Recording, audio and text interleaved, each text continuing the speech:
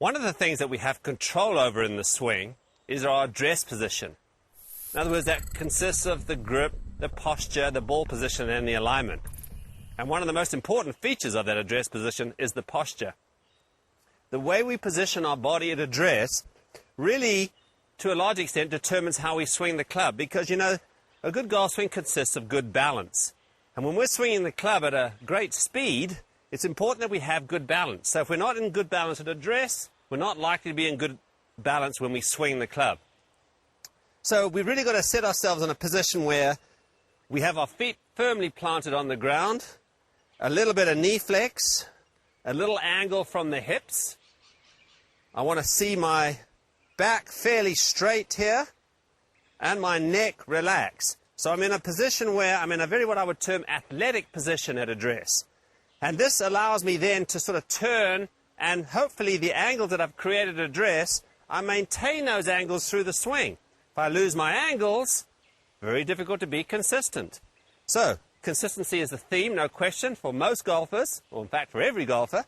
So we've got to get consistent at address. We've got to get this balance such that, hey, the weight is on the balls of the feet, not too much on the heels, not too much on the toes.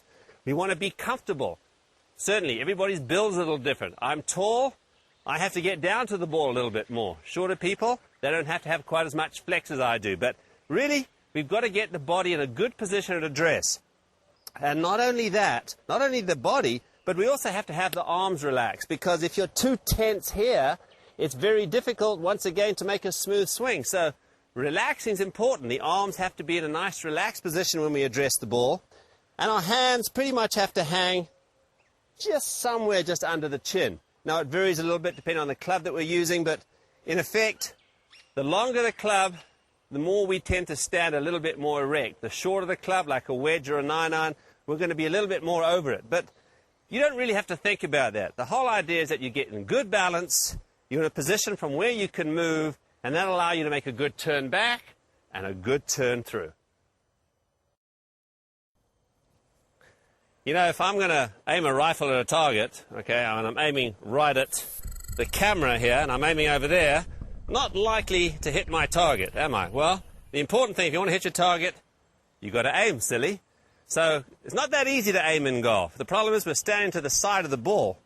When we stand to the side of the ball, we've got the club face, and we've also got our body. If I had a rifle, I've got the rifle and my body almost on the same line, and I'm looking right at it.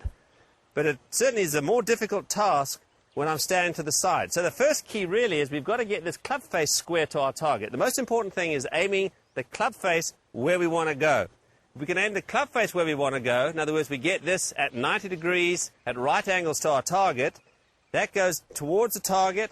Our body then goes parallel left of it. So in other words, I've got the one line out here, which is my target line, where the club face is aimed.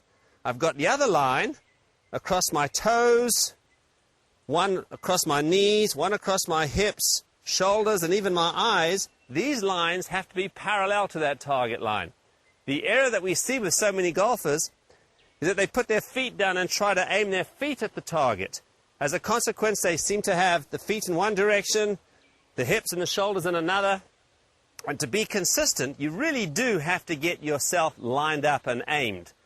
That's one element that we have control over. It takes a little bit of work, and sometimes it feels a little bit strange. Sometimes it may be an optical illusion. We're aiming in one direction and hitting to another, but yet it is so important to get yourself aimed.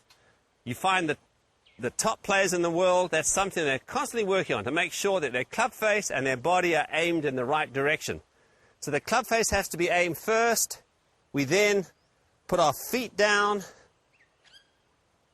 knees, hips, shoulders, everything then parallel to that target line. And to say, if we can get that feeling of a railway track, then we're in business. So remember, club face first, body second, and the body, in actual fact, for a right-handed golfer, is actually aimed to the left of my target. So I'm actually aiming at the tree down in the distance. So my club face is aimed at 90 degrees to it.